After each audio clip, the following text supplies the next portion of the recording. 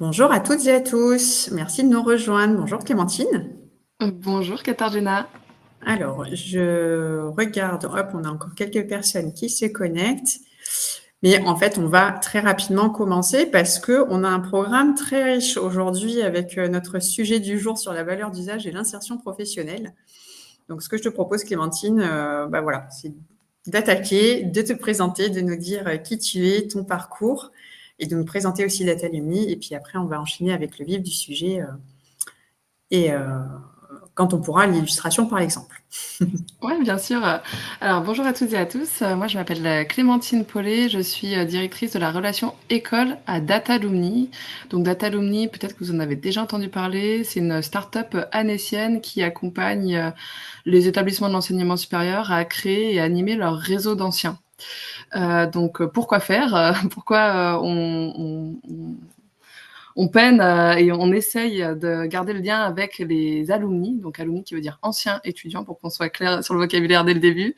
Et ben alors il y a plein d'intérêts stratégiques. Hein. Nous on va travailler autant avec les responsables communication des écoles. Là pour le coup ça sera plutôt de redorer le blason, d'avoir un argument marketing qui est le réseau pour attirer les candidats. On va travailler aussi avec les relations entreprises. Pour le coup, en ce moment, on est en plein dedans. Qui dit alumni dit entreprise, dit forcément plus de contrats, de stages, d'alternance, de premier emploi pour les étudiants et du coup améliorer l'insertion professionnelle, qui est hyper important d'un point de vue qualité, de pouvoir le prouver. Et on va aussi travailler avec, en parlant de qualité, avec les certificateurs, les directeurs d'école, pour tout simplement avoir de la data et des preuves tangibles sur que deviennent les diplômés sur l'après-formation, donc l'insertion professionnelle. Voilà pour ma présentation. On travaille avec une centaine d'écoles aujourd'hui. Oui, et en tout cas, c'est tout ce que je te souhaite, ce n'est que le début.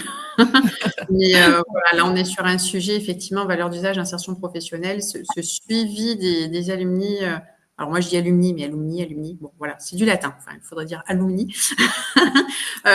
C'est vraiment un point crucial de l'activité du certificateur et merci beaucoup, Clémentine, d'être là parce que voilà, il y a beaucoup de choses à dire sur ce sujet.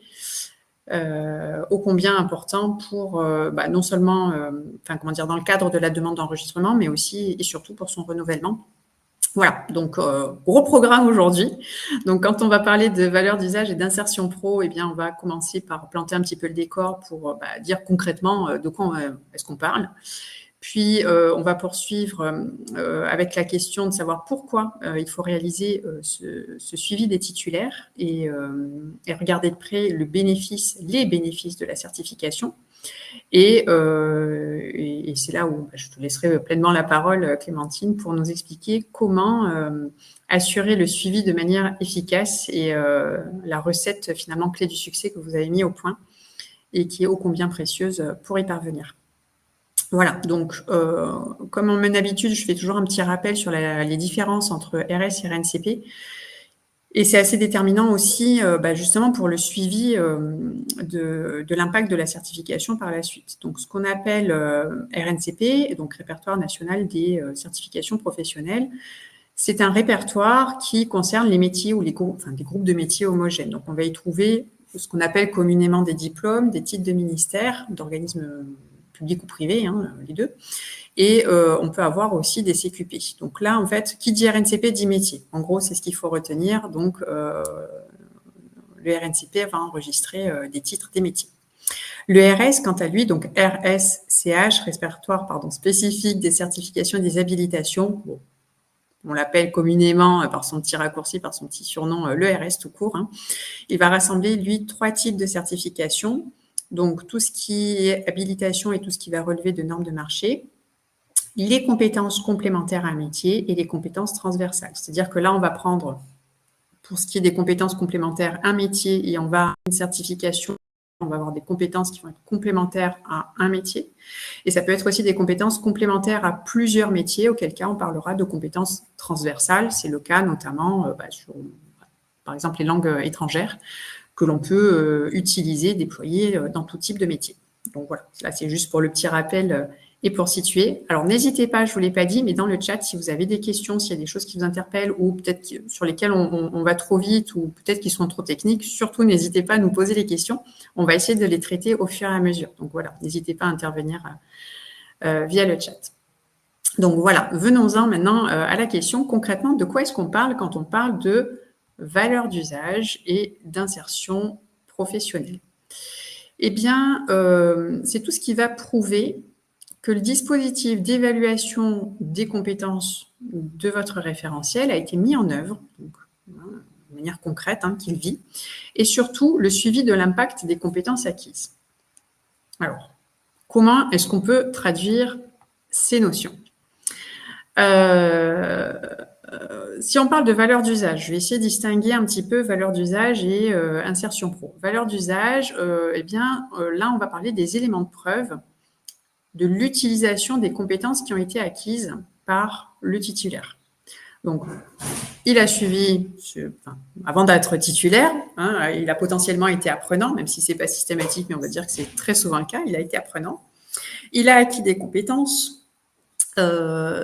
Ces compétences, ensuite, le but, c'est qu'elles soient déployées dans son quotidien professionnel et elles vont lui apporter quelque chose. Et bien, nous, ce qu'on cherche à savoir, c'est d'une part, comment il utilise ses compétences dans son quotidien professionnel, potentiellement à quelle fréquence et quand je dis comment, c'est dans un référentiel, on a toute une liste de compétences et peut-être qu'il y a certaines compétences qui vont être plus utilisées les unes par rapport aux autres.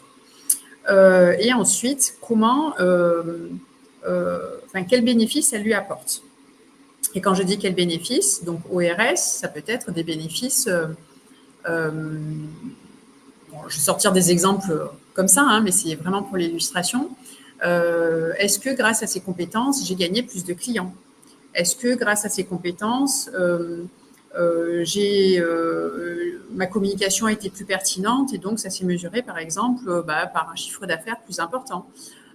Est-ce que ces compétences m'ont permis de décrocher un emploi? Enfin voilà, donc on parle vraiment de choses très concrètes. C'est pas juste des suppositions. C'est pas j'y vais au doigt mouillé puis oui, ça doit apporter ça. Non, c'est vraiment concret.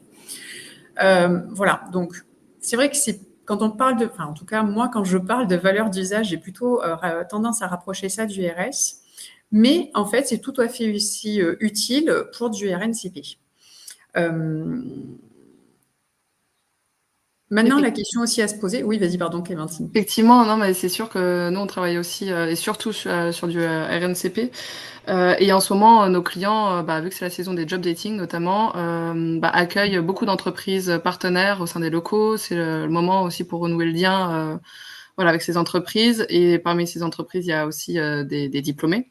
Et c'est le bon moment pour leur demander effectivement des lettres de témoignage aux diplômés. Quand ils reviennent dans les locaux pour recruter à leur tour leurs stagiaires, leurs alternants. Et puis aussi aux entreprises pour leur demander du coup une lettre effectivement de recommandation, enfin de preuve, pardon, de l'insertion professionnelle et de la qualité des diplômes et des compétences. Ça c'est une évidence et bien souvent les relations entreprises vont toquer à la porte de la communication, puisque à la communication ils ont une liste d'ambassadeurs de jeunes diplômés. Parce qu'ils font tout ce travail de community management et du coup, ils peuvent aussi donner 4-5 ambassadeurs jeunes diplômés qu'on peut sonder plus facilement et avoir des grandes lettres de témoignages plus percutantes qu'un simple sondage. Très intéressant. Ouais, c'est voilà. Donc déjà, on a une première petite astuce là au passage. Super, c'est parfait et très très bon à prendre. Voilà, donc cette valeur d'usage d'une certification, c'est vraiment, je vais insister lourdement là-dessus, mais c'est ce qui va permettre de prouver qu'elle a une vraie utilité, sur le marché du travail et qu'elle apporte quelque chose. Pourquoi est-ce que c'est important? Parce qu'une certification qui a une forte valeur d'usage, elle va pouvoir répondre à ce fil rouge qui est important dans une demande d'enregistrement et surtout une demande aussi de renouvellement d'une certification, quel que soit le répertoire, d'une réponse à un besoin réel sur le marché du travail. Et donc, en ça, c'est important. Et donc, là, enfin, en tout cas par rapport au RS, certains clients qu'on commence à accompagner sont un petit peu surpris quand je leur dis, voilà, on va faire un suivi très minutieux de vos titulaires et puis on va faire apparaître les noms, prénoms des personnes qui ont suivi, qui ont suivi la formation, c'est une chose, mais qui ont passé la certification. Et ces personnes, elles vont témoigner. Elles vont témoigner, bon, à travers des lettres de témoignage, c'est une chose, mais aussi on va recenser des éléments dans un tableau, donc le nom, prénom des personnes, les bénéfices acquis grâce à la certification, les bénéfices dans leur activité quotidienne. Et donc là, les gens sont assez surpris parce qu'ils me disent, mais c'est du RS, on ne nous le demande pas de le faire. Et oui, mais qui peut le plus, peut le moins. Donc cette valeur d'usage, vous voyez, elle peut être transcrite comme ça. Je vais en profiter avant de passer à la suite pour vous demander, chers auditeurs, et de vous poser une petite question. En fait, on va vous mettre une petite question dans le sondage. Si vous-même vous êtes certificateur, ou est-ce que vous projetez de le devenir? Et suite à quoi, on vous posera ensuite une deuxième question. Encore une fois, donc ça nous permet d'orienter potentiellement le contenu de ce que l'on vous apporte et peut-être aussi de rebondir sur des questions. Voilà pour cette valeur d'usage. Bon, ce n'est que le début. Par analogie, on a donc ce que on peut dire être la valeur d'usage au RS, eh bien, on a l'insertion professionnelle pour le RNCP. En fait, valeur d'usage et insertion pro, au final, on peut l'utiliser dans les deux répertoires. C'est juste que c'est marqué de manière plus forte pour l'un ou pour l'autre, mais grosso modo, on parle de la même chose. Quand on parle d'insertion professionnelle du côté du RNCP, on parle surtout de suivi de cohorte. Alors, déjà, qu'est-ce que c'est que ce terme-là, suivi de cohorte, suivi de promotion? Bon, souvent, il y a un petit peu un flou. On parle du suivi de l'ensemble des candidats sur une année civile. Donc, vous pouvez avoir plusieurs sessions d'examen dans une même année. C'est la somme de ces sessions d'examen qui vont former la promotion, ce qu'on va appeler la cohorte. Et donc, quand on présente un dossier au RNCP pour la première fois, il faut qu'on ait à minima deux promotions, l'analyse de 2 promotions.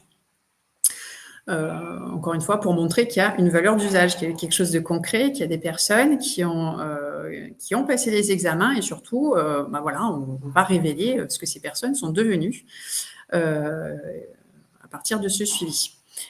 Et c'est là où je vous disais tout à l'heure, qui peut le plus, peut le moins. Si on le fait pour le RNCP, même si ça n'est pas exigé pour du RS, c'est là où en fait il faut le faire. Il faut vraiment être assidu sur ce travail parce que qu'est-ce qui va se passer par la suite, notamment au moment du renouvellement de la certification, il va falloir montrer un petit peu comment vous avez opéré votre travail de certificateur, comment vous avez fait le suivi et ce qu'il en résulte. Qu'est devenue la certification? Est-ce que son impact il est toujours aussi fort sur le marché du travail? Est-ce qu'il faut faire évoluer les compétences qu'il y a à l'intérieur? Voilà, donc le signal il est très très fort. Toi, tu disais, Pauline, que... Pauline. J'ai fait un mix, excuse-moi, Clémentine, Pauline, voilà. Je t'ai transformée en Pauline. Clémentine. On m'appelle souvent Clémence aussi. Non, c'est Clémentine. Formidable, je t'ai rebaptisée. Tu disais, je crois tout à l'heure que vous travaillez plus peut-être sur du RNCP. Alors peut-être aussi, c'est parce que les certificateurs RS n'ont peut-être pas forcément le réflexe, ou enfin, je ne sais pas, est-ce que tu sais à quoi c'est dû? Honnêtement, je pense qu'effectivement, ils sont pas encore sensibilisés à l'importance qui peut le plus, peut le moins, comme tu disais, d'aller sonder et de rapporter des preuves tangibles. Souvent, quand on toque à la porte de Datalumni pour qu'on réalise leur propre enquête d'insertion professionnelle, avant qu'on reprenne le dossier, il n'y avait pas de sondage qui avait été fait, quoi. Zéro enquête. On se dit, mais comment c'est possible? Comment c'est possible que ce soit passé jusqu'à maintenant? On a aussi notre partie de nos clients qui arrivaient à avoir 50%, 55% grand maximum de retour de leur enquête d'insertion professionnelle. Mais il faut que maintenant, de plus en plus, qu'il y ait 70 à 80% de retour demandés par France Compétences. Donc, je pense, pour répondre à ta question, c'est pas le temps. Parce que très honnêtement, vous avez autre chose à faire. C'est pas votre cœur de métier de faire des sondages, hein. Donc on le comprend bien, c'est très fastidieux et pas sensibilisé non plus. Bon, ben voilà, vous savez ce qu'il vous reste à faire. D'autant plus que donc parmi les personnes qui ont répondu à notre petit sondage, on voit qu'il y en a une grosse majorité qui sont certificateurs. Donc voilà, ça c'est intéressant. Et voilà, on avait posé aussi une autre question. Merci Clara, qui pose, qui sur l'aspect technique relie le petit sondage. Utilisez-vous, alors en fait c'était utilisez-vous, est-ce que vous projetez aussi d'utiliser une solution digitale dédiée au suivi de vos titulaires? Donc là, on a une grande majorité de très bonnes nouvelles. Merci beaucoup. Ça, c'est une très, très bonne chose. Si vous ne le faites pas déjà, vous allez projeter de le faire. D'utiliser une solution pour le suivi de vos titulaires. Dites-vous bien que... Alors, je suis désolée pour ce que je vais dire, mais quand on fait une demande d'enregistrement et qu'on l'obtient et qu'elle est enregistrée, c'est en général, c'est les fusions de joie, on est super content, on se félicite, c'est formidable. Mais en fait, la vraie vie de certificateur, le vrai projet, c'est là qu'il commence. Et c'est à partir de là que le vrai travail commence pour l'entretenir et la faire vivre, cette certification. Donc, ce travail de suivi du titulaire, il est indispensable. Et il y a une question pour toi aussi, Kat. Lors d'une première demande d'enregistrement d'une certification au RNCP, métier émergent, quel courrier de soutien pourrait être pertinent? Est-ce que tu as une idée? Alors, déjà, il faut bien discerner courrier de soutien et lettre de témoignage. Valentina, oui, c'est Valentina qui a posé la question. N'hésitez pas à reformuler s'il y a besoin de repréciser le. Alors voilà, vu que c'est du métier émergent, effectivement, ce ne sera pas peut-être moins du témoignage, c'est moins probable. Mais en tout cas, courrier de soutien. Un courrier de soutien n'émane pas d'un titulaire. Un courrier de soutien émane d'un institutionnel. Alors, un institutionnel, concrètement, de quoi est-ce qu'on parle? Ça pourrait être un représentant d'un syndicat, d'une fédération, du marché de l'emploi, un acteur tel que France Travail. Enfin, là, ce sont juste des exemples que je donne, mais l'idée, c'est que la personne qui va exprimer son soutien à la certification soit en mesure d'observer les besoins et les attentes du marché du travail et qu'elle puisse se positionner en interprétant ce besoin et en la mettant en corrélation avec le référentiel. Voire même, pourquoi pas, ça pourrait être aussi quelqu'un qui a été sollicité pour participer à l'élaboration du référentiel, justement parce qu'elle a une légitimité à observer ce qui se passe sur le marché du travail. Donc, vous voyez un petit peu les pièces du puzzle qui s'assemblent. Et donc, on va avoir un courrier dans lequel on va dire, voilà, on a tel besoin sur le marché, pourquoi pas aussi on a telle lacune, on n'arrive pas à y répondre, et cette certification, à travers telle compétence, hop, ça fait que, voilà, on a une vraie solution qui se profile. Je donne un exemple, mais l'idée, c'est ça. J'espère que j'ai répondu à la question. N'hésitez pas à la repréciser s'il y a besoin de compléments. On va poursuivre avec notre sujet du jour, parce qu'il y a encore plein de choses à dire. Voilà, donc là, vous avez... Alors, je suis désolée, c'est tout petit, mais en principe, c'est quelque chose soit que vous connaissez déjà, soit que vous pouvez retrouver très facilement. Ce sont les tableaux à compléter, mis à disposition par France Compétences et qui permettent d'opérer le suivi des cohortes. Et on voit dans alors bon, peut-être que vous ne le voyez pas parce que c'est tout petit, mais on a plein d'informations très détaillées à recueillir et à renseigner, et on ne peut pas se permettre d'avoir des cases vides. On ne peut pas prendre ce tableau à la légère. Enfin voilà, je pense que là... bon, je te vois sourire, Clémentine, mais voilà, il y a ce truc, souvent, quand on ouvre pour la première fois les tableaux et qu'on va procéder à cette analyse, bon, il y a des lignes vides ou il y a des trous, oui, mais en fait, sans ça, on ne peut pas avoir une analyse fiable et claire. Et puis en plus, potentiellement, ça peut envoyer un mauvais signal. Donc, il faut faire très, très attention, à être très vigilant, à bien scrupuleusement remplir chaque ligne de ces tableaux.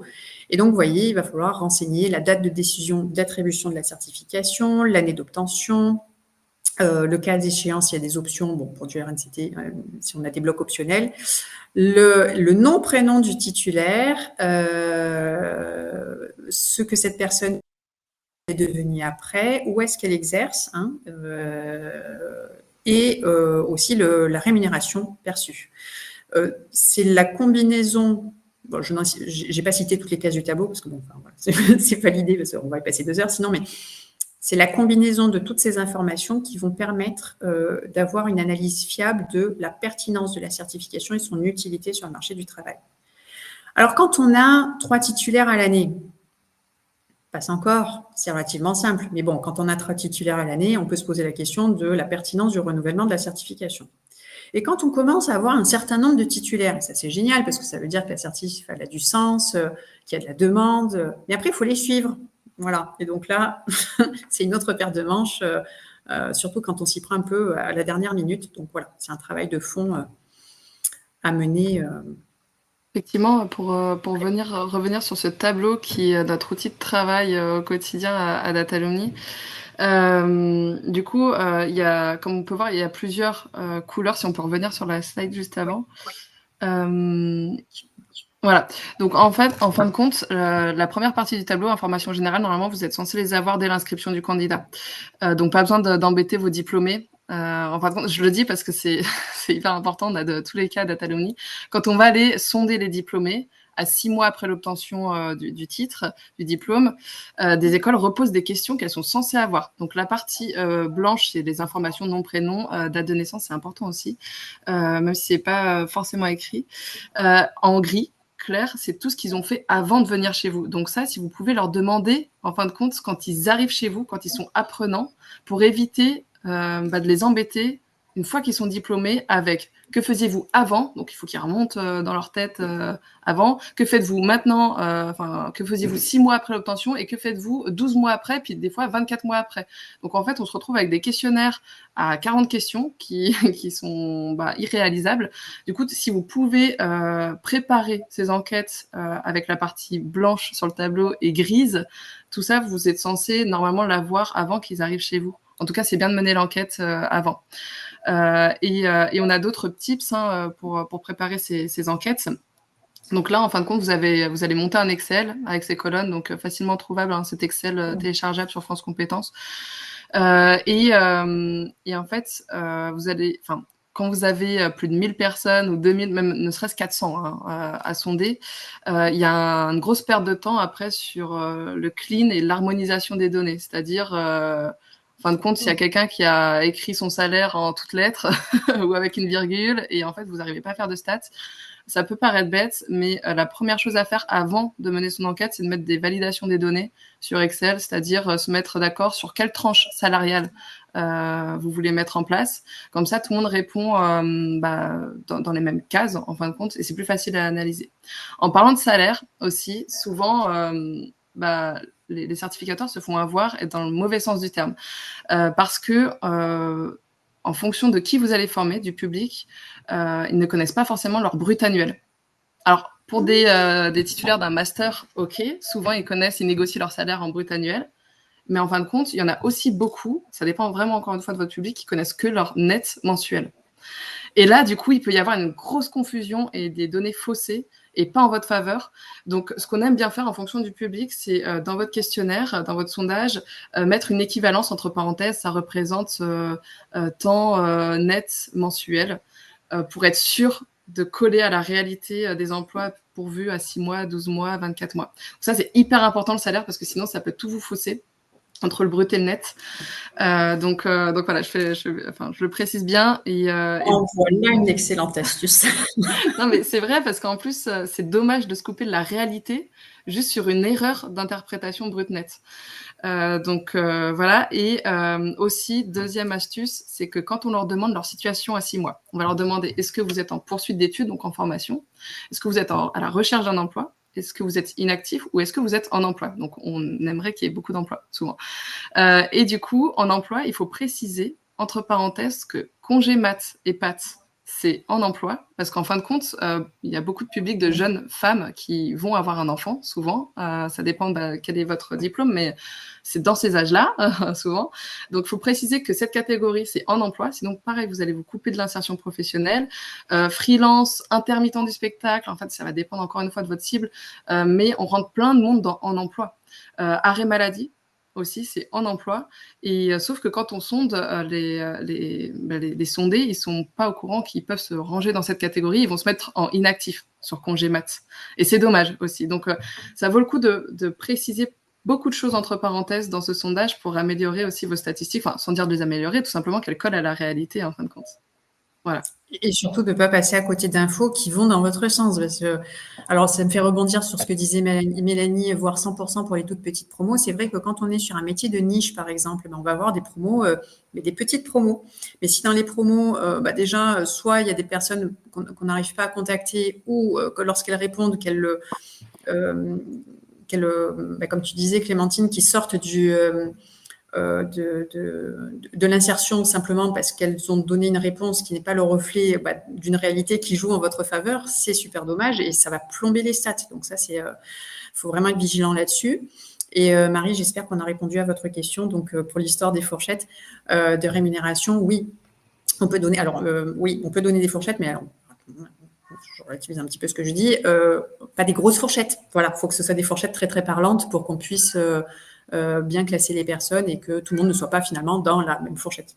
Oui, effectivement, parce que ce qui se fait dans les grands groupes qu'on accompagne, donc je pense qu'ils ont assez de recul en tout cas sur ça, sur les fourchettes, ils vont de 5K en 5K, voire de 3K en 3K annuels. Voilà, pour vous donner un ordre d'idée. Et au-delà d'un certain montant, 70K est supérieur, quoi. Enfin, on va pas aller jusqu'à 100K comme ça, mais voilà. De 5K en 5K, c'est déjà bien. Et plus c'est petit, mieux c'est. Hein. Comme disait Katarzyna, ça c'est sûr. C'est juste d'un point de vue... faut se mettre aussi à la place de la personne qui répond ce questionnaire, quoi. Si elle a 50 choix en face d'elle et 50 questions, c'est compliqué. Ok. On a Stéphanie qui nous pose une question. Nous avons aussi des créateurs d'entreprises, donc rémunérés par Pôle emploi, ou ne pouvant pas se verser de salaire la première année. Avez-vous une astuce? C'est compliqué. En fin de compte, moi j'aime bien mettre une petite case commentaire. Alors ça nous expose aussi à beaucoup plus de travail d'un point de vue traitement de données, hein, on est d'accord, surtout quand on sont 2000 personnes. Mais c'est bien d'avoir cette petite annotation pour ces cas spécifiques. Création d'entreprise, oui, soit en emploi, ils vont même pas oser renseigner leur salaire, ils vont mettre non concerné. Donc c'est bien d'avoir ces petites cases commentaires comme ça. Voilà, si vous êtes contrôlé, on peut facilement prouver que le salaire n'est pas rempli. Voilà. Alors, vous ne pouvez pas supprimer de colonnes dans ce tableau, que les choses soient claires. Par contre, vous pouvez éventuellement en rajouter. On en a ajouté. Et ce qui est très, très important, c'est la manière dont vous allez faire parler ce tableau. Parce qu'en soi, des données, pour donner des données, oui, voilà, on les a sous les yeux. Mais voilà, après, c'est aussi la manière dont vous allez amener les choses et les expliquer. Parce que, alors, je ne vais pas donner d'exemple concret, mais selon le métier visé, parfois, il va se passer un laps de temps pendant lequel il faut se faire un petit peu d'expérience sur le terrain ou avoir créé son entreprise. Enfin voilà, le temps que les choses se mettent en place, justifier aussi que dans un premier temps, il ne peut pas, par exemple, ne pas y avoir la rémunération escomptée tout de suite. Enfin, en tout cas, pas à 6 mois. Donc voilà, tout s'explique, mais à condition de le faire, tout simplement. Allez, hop, on va poursuivre un petit peu. Voilà. Alors, pourquoi ce suivi minutieux est-il si important? Bon, je pense que là, c'est plutôt clair. Tout ça va constituer des éléments de preuve. Hein. Et puis, vous le savez, auprès de France Compétences, il faut apporter des éléments de preuve. Sans preuve, voilà, ça n'a pas vraiment de sens, hein, finalement, la constitution du dossier. Donc, ça va permettre de témoigner de la portée, de l'impact du projet. Alors, quand je dis projet, c'est que ce soit au stade de la demande d'enregistrement ou au niveau du renouvellement. Hein. C'est pareil, hein, on parle de projet. Ça va permettre aussi de démontrer la continuité de la pertinence de la certification en termes de cible, en termes de métier visé, en termes de périmètre de référentiel aussi, parce que c'est là aussi où potentiellement on peut se rendre compte qu'il y a des évolutions sur le marché. Tiens, ma cible, elle a bougé, c'est plus les mêmes personnes qui sont intéressées par l'assertif. Peut-être qu'il va falloir que je réinjecte de nouvelles compétences ou en tout cas que je les modifie. Enfin voilà, donc forcément, ça va donner de précieux indices sur ce sujet-là. Et surtout, ça va permettre de respecter les critères de France Compétences, puisque dans le cadre du RNCP, eh bien, ce suivi des titulaires, ça va répondre pleinement aux 2 premiers critères sur 9 du RNCP. L'ordre des critères tels qu'ils ont été énoncés a une importance. Les 2 premiers sont donc finalement, les deux plus importants, enfin, ils le sont tous, mais je veux dire, voilà, ceux-là pèsent particulièrement dans le dossier. Donc, l'adéquation des emplois occupés par rapport aux métiers visés par le projet de certification professionnelle et l'impact du projet de certification pro en matière d'accès ou de retour à l'emploi. Donc, on voit que là, vraiment, on est au cœur du sujet.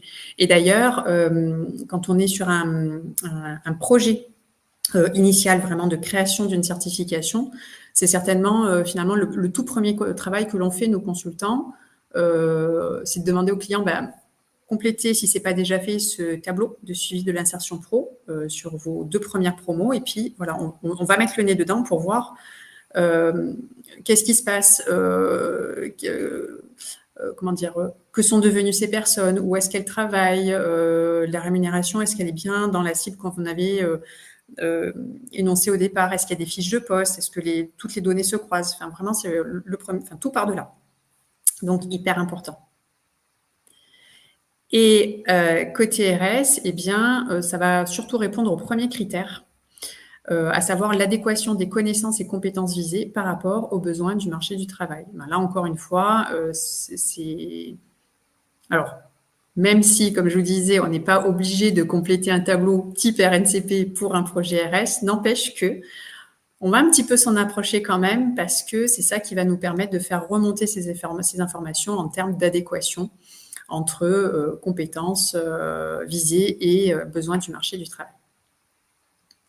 Je check parce que je ne sais pas si on n'a pas d'autres petites questions qui sont arrivées. Oui. Alors, le SI France Compétences refuse toute colonne supplémentaire. On s'est fait avoir récemment.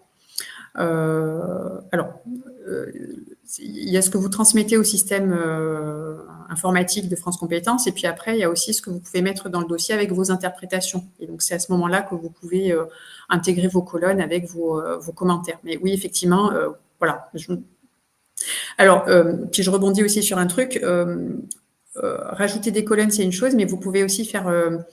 bon, alors là, il faut avoir un peu des compétences en tableau croisé dynamique. Moi, je suis pas... Enfin, voilà, je me fais aider sur ce volet-là. Bon, il y a des choses sur lesquelles on peut avoir des repères, d'autres un petit peu moins.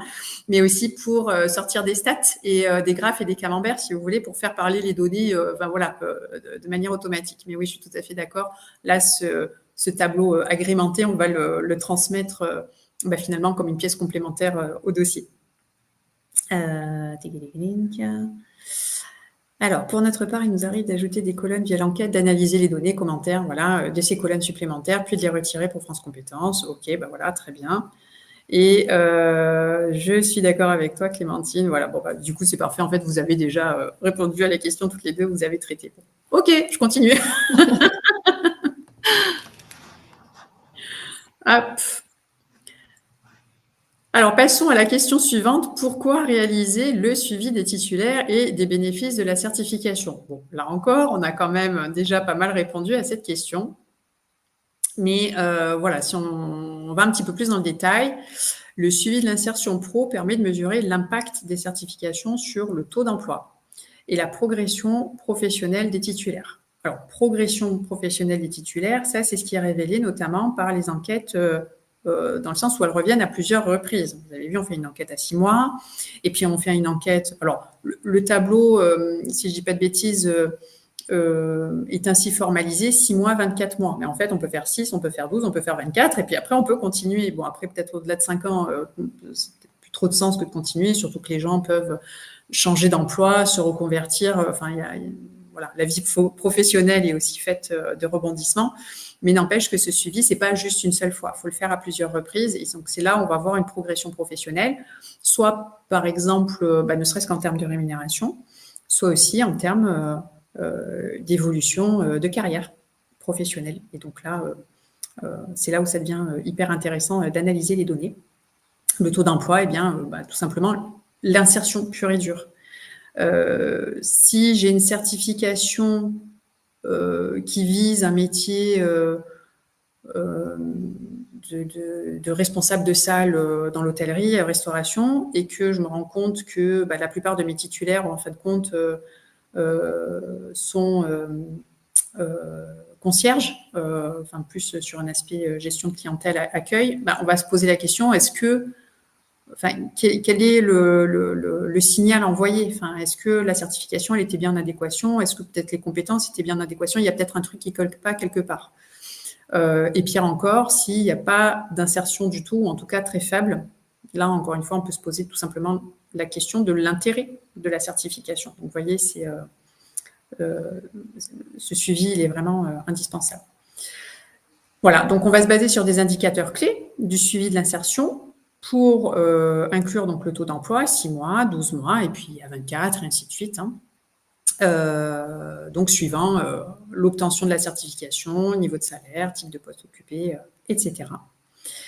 Et tout ça peut être mis en place par le biais... Alors, il y a plein de façons de faire, mais voilà, ça va un peu se recouper autour de questionnaires, d'entretien et puis d'exploitation de ces informations pour constituer des bases de données emploi.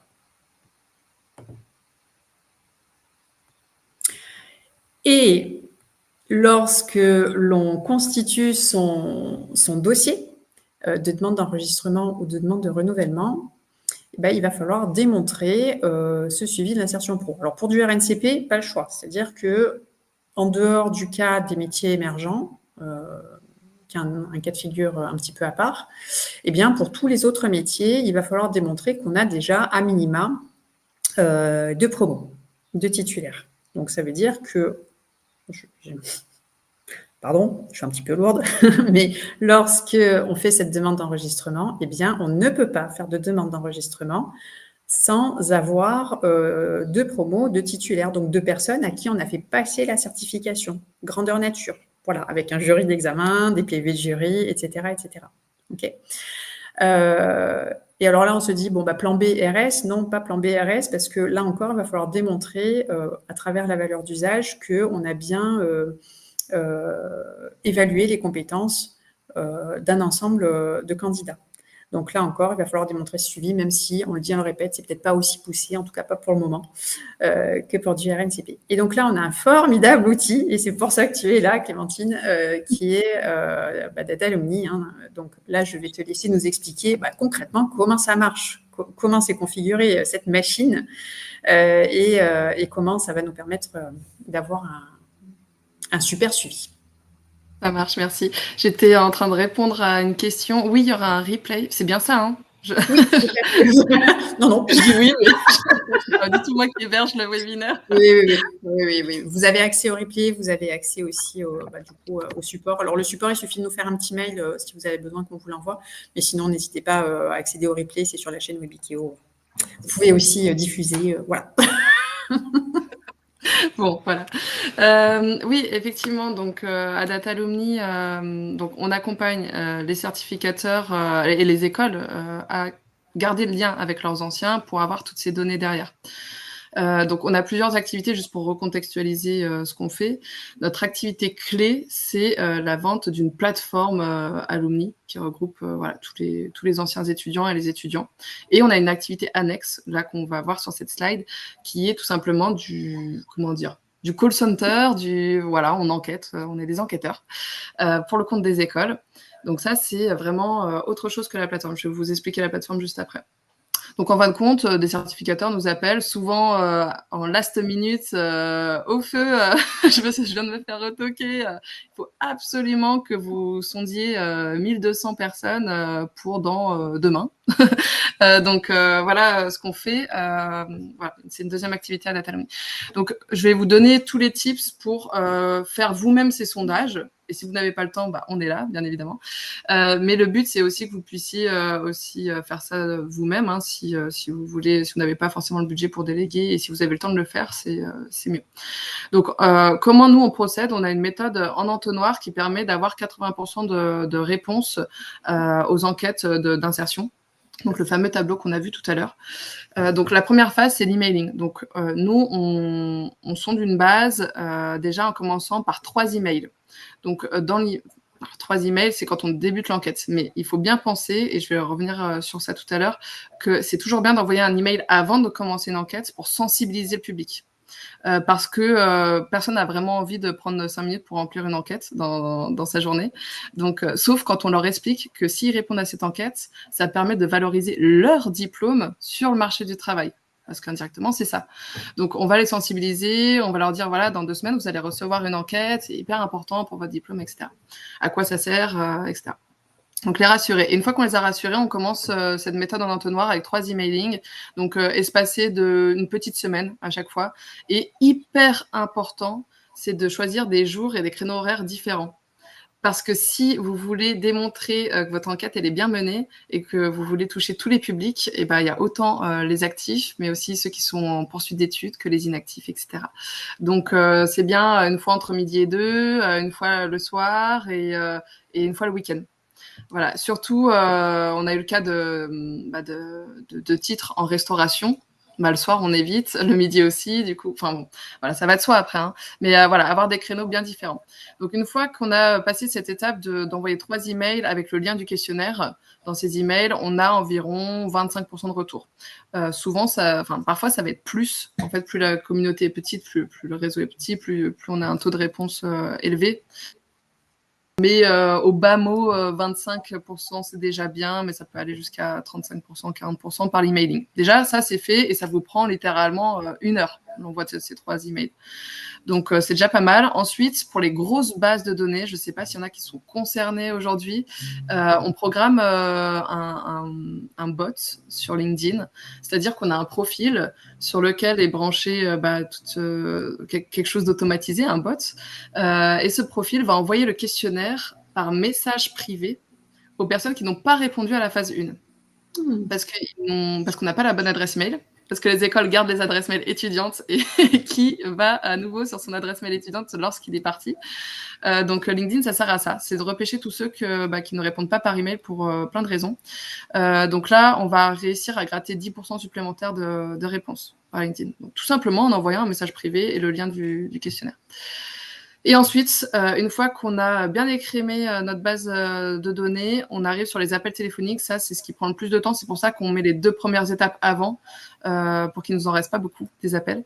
Et du coup, comment on procède? Là, on appelle à des horaires différents. On a constaté quand même qu'entre 17h et 19h, c'est là où vraiment ça cartonne. On a beaucoup de réponses, mais il faut quand même faire l'effort d'essayer d'appeler à des créneaux différents. Et du coup, donc quand ça répond pas, hyper important, on laisse un message vocal pour se différencier de la prospection Bouygues, SFR, etc. Dire tout simplement qu'on est leur ancienne école, qu'on aimerait bien savoir ce qu'ils sont devenus, si ça se passe bien. Donc forcément, c'est bien reçu et ils nous rappellent. Donc on laisse un message vocal et on couple ce message vocal avec un SMS. En fait, dans le message vocal, on va dire écoutez, vous n'êtes pas disponible. Ce que je vais faire, c'est que je vais vous envoyer le lien de l'enquête par SMS, comme ça, à tête reposée, vous pouvez répondre. Donc quand quelqu'un répond pas, il a un message vocal et un SMS, et là, souvent, il répond par SMS. Donc, vous n'avez pas besoin de le rappeler. C'est aussi un gain de temps. Donc, on fait 3 passes d'appel. C'est-à-dire, quelqu'un qui répond pas, on essaie de l'appeler 3 fois. Après, on va arrêter parce qu'il a déjà reçu 3 emails, un message LinkedIn, 3 appels. Donc là, on arrête. Mais déjà, au bout de 3 passes, on arrive à un total de bien 75% de retour des enquêtes. Donc là, déjà, vous êtes bien pour France Compétences. Et on va aller chercher 85, voire 90% par du scrapping LinkedIn. C'est-à-dire que vous allez tout simplement, de façon bête et méchante, prendre les données des profils LinkedIn et les insérer manuellement dans votre tableau. Alors, avec une limite, et on mentionne bien, en fait, dans le tableau, quand on rend au client que cette personne, c'est du scrapping LinkedIn, qu'il y a un risque que les données soient pas forcément mises à jour par la personne. Mais bon, ça montre que vous avez fait l'effort aussi d'aller chercher un maximum de réponses. Il faut que le scrapping, il soit pas plus de 10%, qu'il représente pas plus de 10% de toutes vos enquêtes. Donc voilà pour la méthode en entonnoir. J'ai mis des petits éclairs sur les 2 premières étapes parce que ça va très vite et on arrive à 35% minimum, souvent 40% après ces 2 premières étapes, comme ça, quoi, sans avoir pris beaucoup de temps. Ce qui est hyper important, c'est, je l'ai dit tout à l'heure, c'est de bien avoir les adresses email avant qu'ils partent de chez vous. Surtout si vous mettez en place des adresses mail étudiantes, bien vous assurer, ne serait-ce qu'à la remise de diplôme, par exemple, d'avoir les bonnes coordonnées, c'est un bon moyen. Et peut-être aussi certainement de communiquer, pardon, je t'interromps Clémentine, mais c'est vraiment de communiquer auprès de vos étudiants avant qu'ils ne sortent du circuit, enfin du circuit étudiant, j'ai envie de dire, mais sur l'importance, enfin éclairez-les sur vraiment le sens et l'importance de répondre à ces enquêtes. C'est aussi la vie de la certification qui en dépend. Et que s'ils ne répondent pas, eh bien, à terme, on peut se retrouver avec une certification qui devient une fiche inactive sur France Compétences. Et quelque part, c'est dommage parce que ça enterre, enfin, le mot est pas très joli, mais ça enterre leur titre. Donc voilà, il en va de la vie de cette certification, de sa pérennité. Donc, hyper important de communiquer dessus. Alors, je dis étudiant, mais c'est aussi apprenant. Enfin, en fait, c'est valable pour le RS comme pour le RNCP. Enfin, voilà, faut bien communiquer sur l'enjeu. Effectivement. D'ailleurs, la slide juste d'après, c'est vrai que j'en parle. Donc il y a, c'est comment booster le taux de réponse grâce à la pédagogie, hein, c'est ce que tu dis.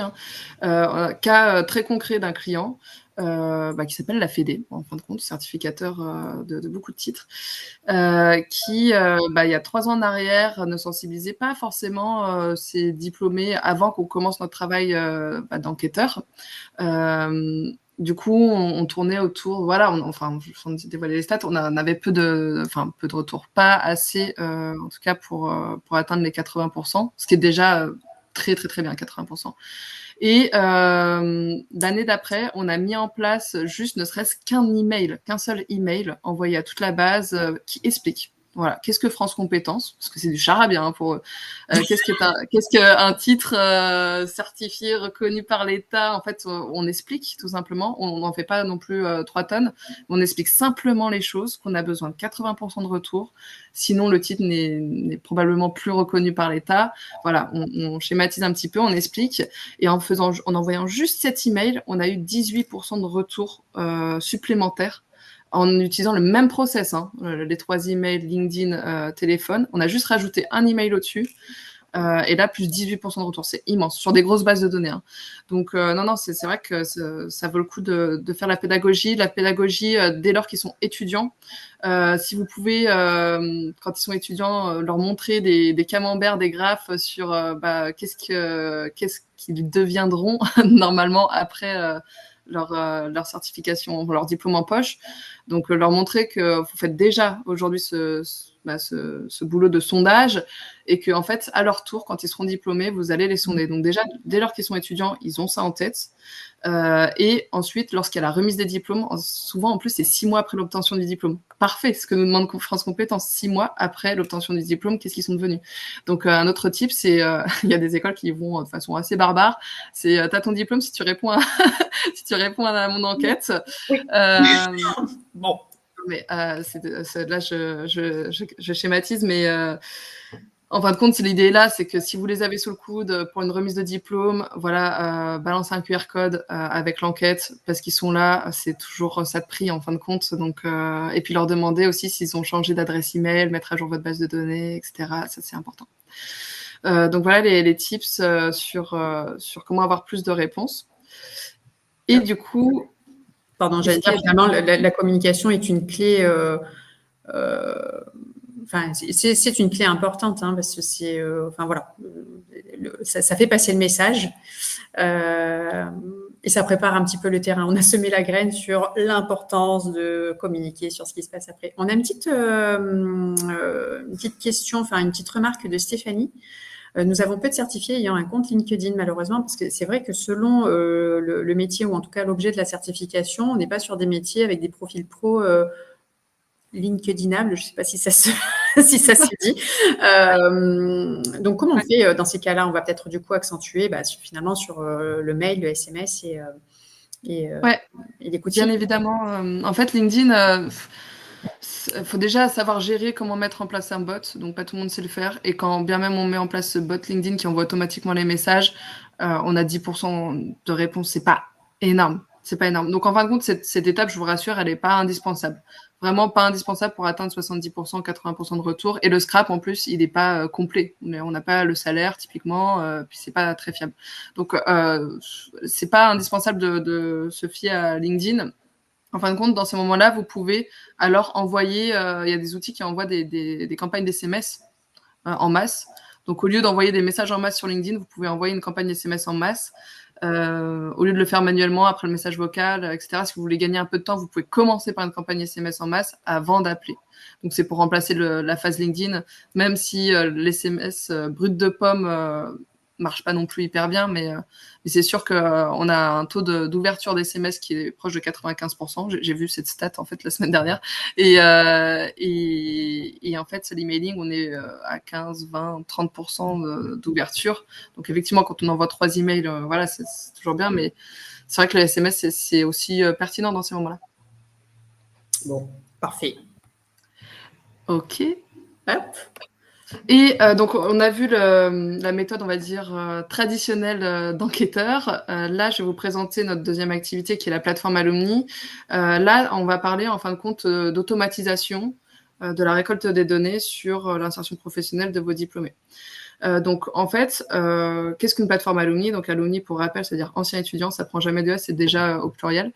En fait, sur cette plateforme Alumni de l'école ou du certificateur, il va y avoir tous les diplômés, tous les étudiants, tous les enseignants, tous les recruteurs partenaires qui gravitent autour de l'école, en fin de compte, tout le réseau de l'école. Et du coup, lorsqu'un étudiant se connecte, il a un questionnaire d'inscription qui est obligatoire.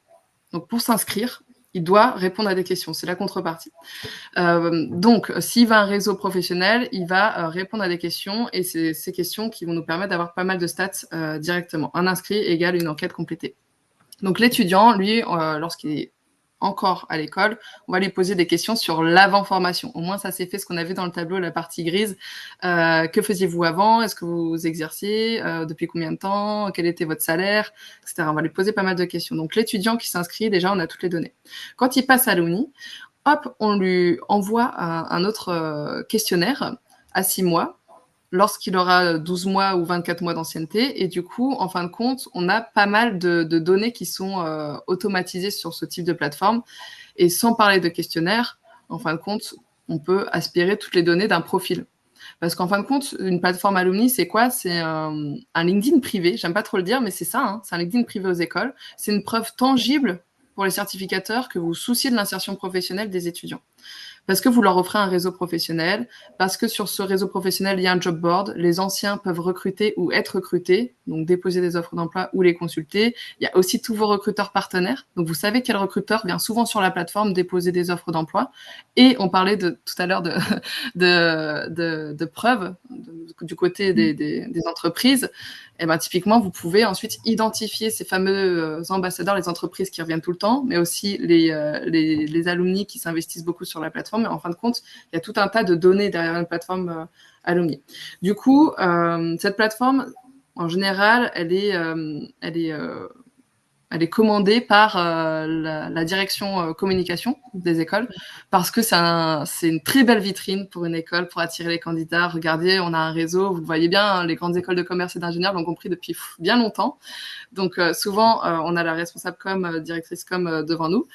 Mais il y a aussi tout le pan de données où effectivement la qualité vient de se servir entre guillemets sur tous les profils, etc. Donc pour vous parler chiffres, derrière une plateforme Alumni, vous pouvez espérer avoir entre 30 à 40% de vos diplômés qui s'inscrivent, qui sont inscrits. Donc 30 à 40% des enquêtes complétées. Donc je vais dire 30 pour voilà sans mettre beaucoup d'efforts pour les faire revenir sur votre plateforme, vous pouvez déjà espérer avoir 30% de vos enquêtes complétées, en plus d'avoir cette preuve tangible qui sert aussi dans le renouvellement de vos titres, dans le dépôt de vos titres, de dire, en fin de compte, nous, on sonde nos diplômés sur ce qu'ils sont devenus, mais en plus de ça, on les aide à avoir une bonne insertion professionnelle. La preuve en est, on a un outil qui permet d'offrir un premier réseau, et peu importe de quel milieu on vient quand on est étudiant. Voilà, c'est l'équité des chances. Donc voilà la plateforme Alumni. Je sais plus ce que j'ai mis après comme slide. Hop, voilà. Les avantages. Bon, les avantages. Pardon. Vas-y. Il y a forcément la question RGPD qui va venir. Je l'attends. Je préfère l'anticiper. En fin de compte, donc du coup, quand vous allez sonder la méthode classique qu'on a vue juste avant, l'entonnoir, quand vous demandez à vos diplômés ce qu'ils sont devenus, vous êtes tout à fait en droit de les contacter. parce que c'est une obligation, vous, de la part de France Compétences. Enfin, vous n'avez pas le choix, en fin de compte. Donc, vous avez le droit. Et c'est là aussi, vous allez répondre au pilier de l'intérêt légitime du RGPD. Il y a plusieurs intérêts. Quand vous n'avez pas le consentement, alors il faut se reposer sur un des piliers cités par la loi, et il y a le pilier de l'intérêt légitime. En fait, il n'a pas grand-chose à y perdre, si ce n'est que à y gagner à répondre à cette enquête, parce qu'on parle de la reconnaissance de son titre. Donc, c'est là l'intérêt légitime. Donc, souvent, on se base sur ce pilier-là d'un point de vue RGPD. Et puis, de toute façon, la loi, le RGPD dit que, en fait, vous pouvez recontacter. Alors là, je vais donner les termes stricts du RGPD. Vous pouvez recontacter un client, donc votre étudiant apprenant, dans les mêmes finalités que ce pourquoi il vous a acheté. Donc en fait, il vous a acheté pour une insertion professionnelle, pour une carrière, enfin pour booster sa carrière. Donc vous pouvez le recontacter pendant 3 ans sur cette finalité. Okay. Exactement. Donc en fait, il n'y a pas de sujet RGPD sur les enquêtes d'insertion. Il y a un sujet RGPD quand vous voulez en ce moment pousser la taxe d'apprentissage, voilà.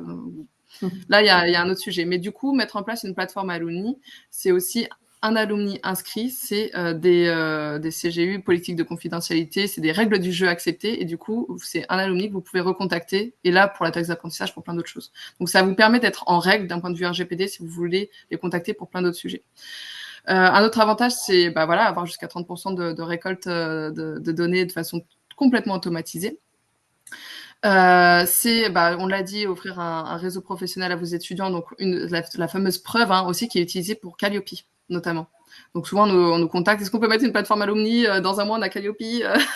Bon, on met ça rapidement, mais c'est vrai que c'est une preuve.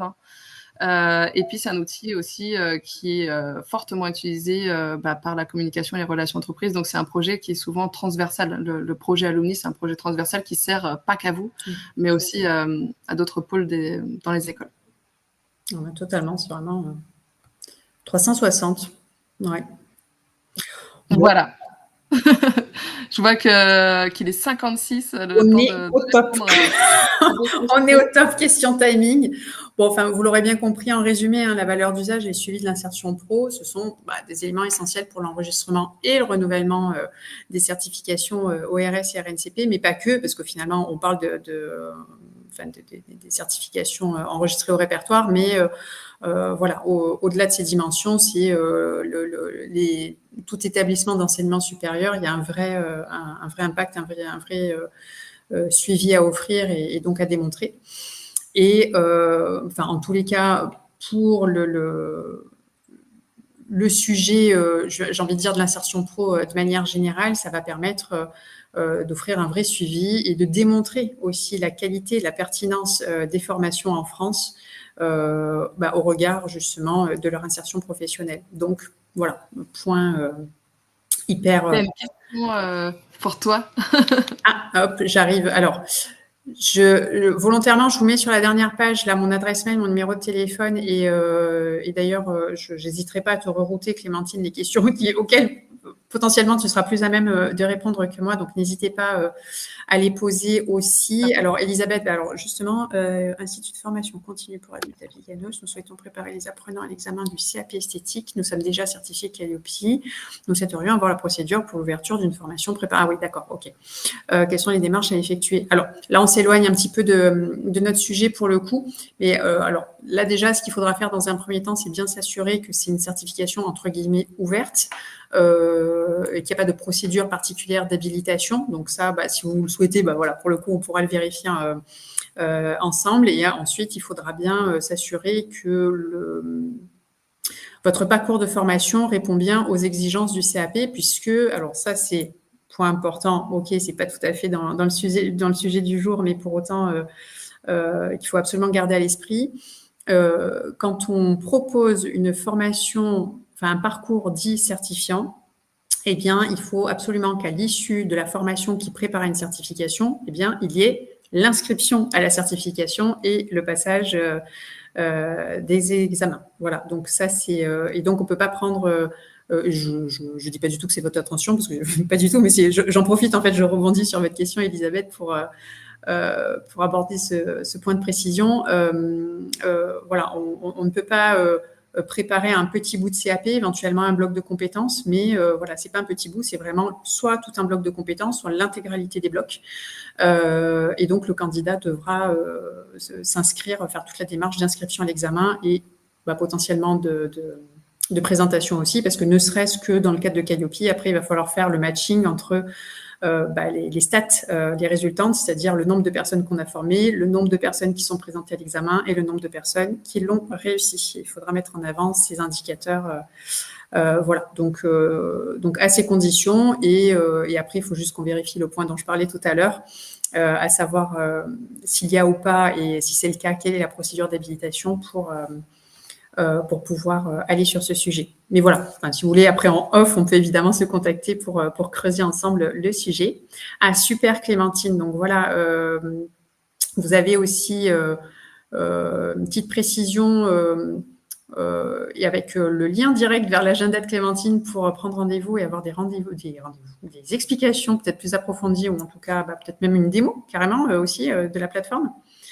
Donc super intéressant, et ton adresse mail, merci beaucoup. Voilà un contact plus que précieux.